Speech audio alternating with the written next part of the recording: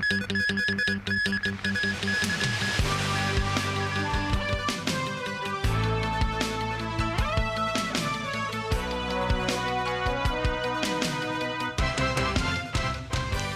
evening and thank you for joining us.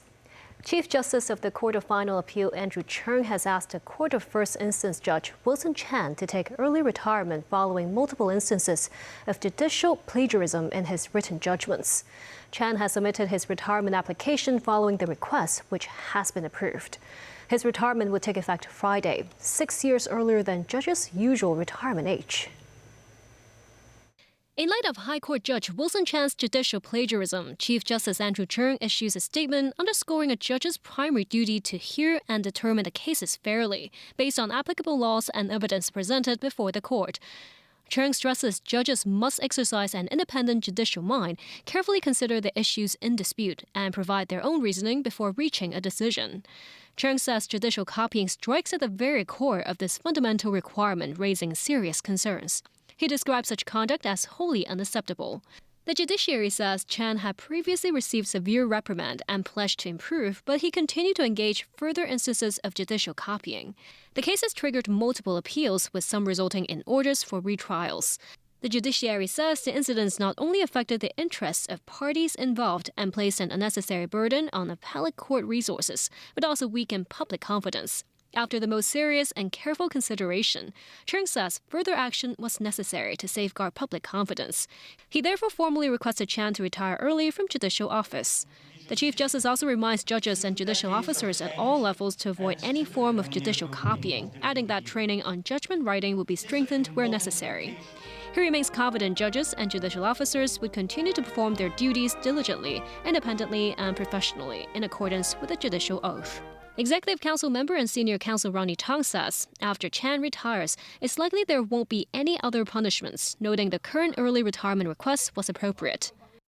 I don't regard it as a punishment because it is something which the judge decided to resign on his own. The community has very high expectation of a judge, and it is important that the judge should demonstrate to the community that he is a role model. The University of Hong Kong's president and vice chancellor Professor Xiang Zhang announces his resignation in 2028, at which point he would have completed a 10-year term. Hiba Khan has the details. The University of Hong Kong's 16th president and vice chancellor Xiang Zhang made his decision public last night in an email addressing staff, students, and colleagues. He cites a yearning to return to his laboratory as a scientist and professor as one of the reasons for his departure, alongside rapid advances in AI technology mingling with education, which he believes should be looked over by a new leader with fresh ideas. Zhang informed HKU Council Chairman Peter Wong of his decision to allow sufficient time for the university to select a new president. Actually, it's very surprised to hear this news from last night. Just like we didn't wonder that, okay, why the president is suddenly just like going to resign. I also hear some students saying that actually the student-teachers connections have been weakening in the recent years because maybe some of the opinion cannot directly go to the directors or different kind of senior management teams. So I would think that actually he can do more in these things. In recent years, most of the talent just like coming to different universities, they are mainly from international or even from mainland or just like one belt, one road locations. But for the local people, I think we are just like lacking of the enough opportunities for just like striving for excellence in the coming future. I think most students, including me, we have no idea actually about the activity of professor, like the university president. It's not very publicized, at least to us. And the most things that I think we know are more controversies rather than anything that he's done in the university. Back in 2023 and 2024, the president was embroiled in governance controversies, including allegations of misconduct related to hiring procedures and mismanagement of university funds. Amidst this, former HKU Council Chairman Priscilla Wong and Zhang exchanged public accusations. He has since been cleared of all allegations after Chief Executive John Lee intervened and set up a task force to resolve the matter. Under his 8-year tenure that started in 2018, HKU saw its university ranking rise to 11th worldwide, the highest yet, and first in Asia. HKU now has 15 disciplines in the global top 20. Hiba Khan, TVB News. Former Hong Kong Democratic Party Chairman Wu Chi-wai is facing possible deportation from the UK this Wednesday, after being granted a 7-day immigration bail upon his arrival last week, according to the Associated Press. Gloria Feng has more. Wu Chi-wai, former chairman of the Hong Kong Democratic Party, was sentenced in 2024 to 4 years and 5 months in prison for conspiracy to commit subversion in the city's largest national security case. Following his release last month, he flew to London to reunite with family last Wednesday. According to reports from The Times, Wu entered the UK with his BNO passport but was told by immigration officers it would be confiscated and he would be sent back to Hong Kong within 7 days. In an interview with AP Monday, Wu says fearing his criminal record would affect entry, he communicated his plans to the British consulate in Hong Kong ahead of his travels. Upon arrival in London, however, Wu says immigration authorities felt there were doubts about the purpose of his entry and therefore did not accept he had genuine visitor status. He says authorities suspected he could have other intentions, including seeking long-term residency. He was eventually allowed to enter, with authorities granting him a 7-day immigration bail. Wu says he fears the immigration record could affect his future travel plans. He denies intentions to seek political asylum in the UK, stating he has booked a return flight for November. He says he no longer plays a role in political activities and hopes the Home Office will reverse the decision and extend his stay. According to AP, the UK Home Office says it does not routinely comment on individual cases, but the government is steadfast in supporting Hong Kongers in the UK. Gloria Feng, TVB News. In operation for 1 year, the city's 5 taxi fleets has a total of nearly 2,000 cabs, accounting for only 57% of the Transport Department's target. A total of 16 locations, including the airport, some border crossings and selected attractions, have dedicated parking spaces for the fleets. Outside the West Kowloon High-Speed Rail Station, TVB observed there were only taxis from 1 fleet in an hour. TVB also tried to hail a ride during non-peak afternoon hours via the taxi fleet platforms and Uber Taxi, traveling from Wan Chai to Victoria Park. No orders were taken up by cabbies across 4 fleet platforms. We successfully hailed a cab in about a minute from 1 fleet and Uber Taxi. One of the fleet members says they currently have 600 vehicles and are providing various benefits for drivers to recruit more manpower.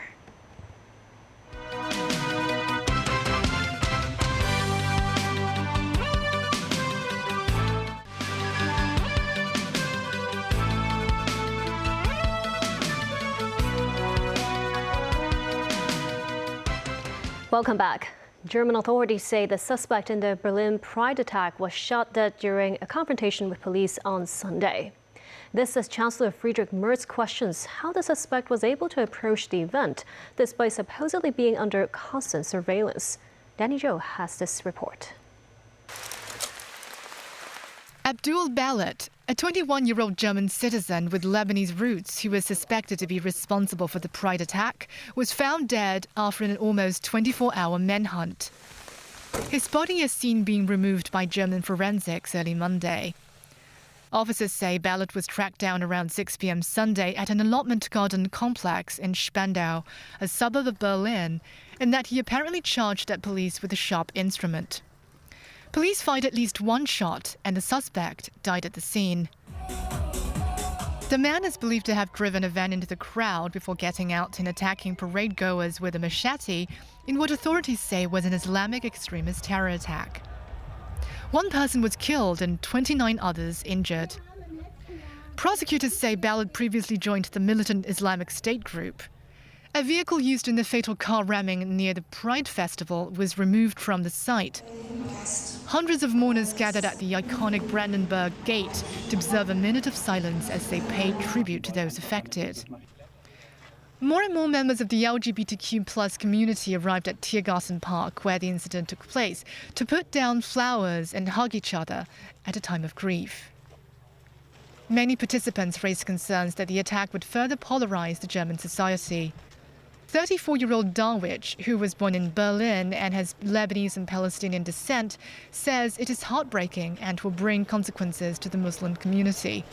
He adds he did not want to let hate win, saying it is important to use politics to counteract fear. Berlin Mayor Kai Wegner also addressed the incident in front of officials in the city hall.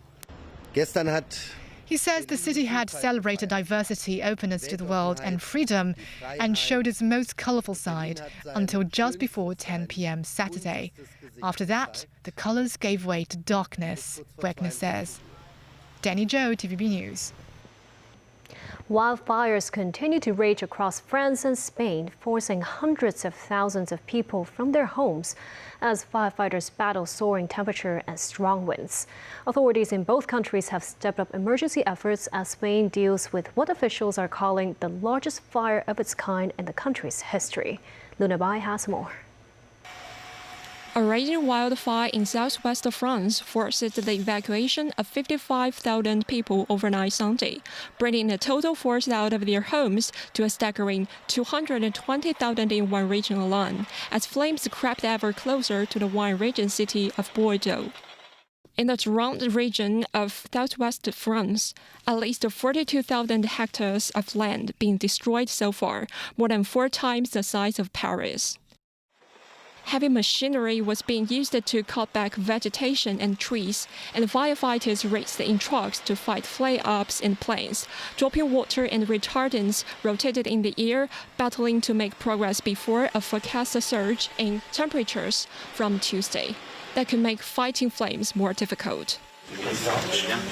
French President Emmanuel Macron on Monday chaired a meeting of ministers of the French government to discuss the wildfires across the country. In Spain, wildfires have burned out of control around Madrid. Fire evacuations were also carried out Sunday in the Valencia region. A total of 76,000 people have been evacuated in Spain, while 30,000 others have been confined to their homes. The King Felipe VI and Queen Letizia visited an evacuation center to greet displaced people around Madrid on Sunday, saying that they will show their support and solidarity to those affected. Luna Bai, TVB News.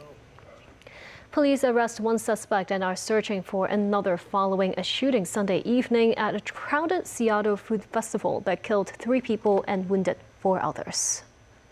Investigators believe the 2 were shooting at each other and there is no ongoing threat to the public. 2 people died at the scene and a 3rd died at the hospital. 4 others were wounded and are hospitalized in stable condition. The gunfire erupted around 6 p.m. in the waning hours of the Bite of Seattle, an annual festival that draws hundreds of food and retail vendors and performers. A 2-year-old boy was among the wounded and the rest were adults. The victim suffered injuries to the arm, abdomen, or legs. Chinese President Xi Jinping says China stands ready to further strengthen bilateral and multilateral strategic coordination with Brazil. This as Brazilian President Luiz Inácio Lula da Silva says his country looks forward to further cooperation with China in the areas of artificial intelligence, among others. Xi says the 2 countries are important members of the global south and should stand on the right side of history to play a greater role in reforming the global governance system and upholding international fairness and justice. Lula says bilateral trade has reached a record high and looks forward to strengthening collaboration with China in such areas as energy and mineral resources. As Typhoon Noru continues on its path towards northern China, it left behind a trail of destruction in Guangdong province, with neighboring areas such as Jiangxi and Hunan provinces still experiencing severe rainstorms. Huizhou City saw some of the worst flooding in Guangdong province, with a local driver seen trapped in his vehicle before his family alerted the police to rescue him. While weather conditions have gradually improved in the region upon Noru's departure, neighboring towns continue to be battered by intense rainstorms. In Meizhou City, some local residents were trapped in their villages with the water level reaching 1.5 meters in height. As Noru passes by the provinces of Jiangxi, Hunan, and Fujian, some areas in the former recorded rainfall of over 200 millimeters. Local meteorological authorities remind residents to maintain awareness of landslide and flash flood-prone locations. Former Hong Kong Observatory Director Shun Chi-ming and the climate group warned the Super El Nino event could rapidly intensify in the coming months, raising the risk of more frequent extreme rainstorms and heat waves in Hong Kong this year and into next year. As Typhoon Noru barreled past Hong Kong, the city's observatory issued this year's first number 9 gale or storm signal. In a social media post, former observatory chief Shun Chi-ming says if the system had made a direct strike on Hong Kong, it could have wreaked significant havoc, describing Hong Kong as relatively lucky this time. But according to major AI weather forecasting models Fengwu, Fuxi, and Pangu, 2 tropical cyclones might emerge in the region next week. One of them might turn closer to Hong Kong and make landfall within 200 kilometers east of Hong Kong near Shanwei, while another will likely hit Okinawa in Japan. Speaking at an event organized by environmental group Friends of the Earth Hong Kong, former observatory chief Shun Chi-ming cites data from international meteorological organizations that there is an over 80% chance of a Super El Nino emerging between October and December. The phenomenon refers to sea surface temperatures in the central and eastern Pacific rising more than 2 degrees Celsius above normal, and it could persist into spring next year. Shun Chi-ming says, combined with global warming, global temperatures could hit new highs this year and next year. The group notes historical data shows El Nino years often see more typhoons tracking towards Taiwan, the Philippines Luzon region, and Japan, meaning Hong Kong may experience fewer direct hits. However, during previous Super El Nino events, Hong Kong still recorded around 2 to 5 tropical cyclones affecting the city. But the storms that do arrive could become more powerful, with Hong Kong bracing for more extreme rainfall and prolonged heat waves. For Hong Kong, of course, the main effect will be the heat, because we expect the temperature to even break the previous records this year or next year.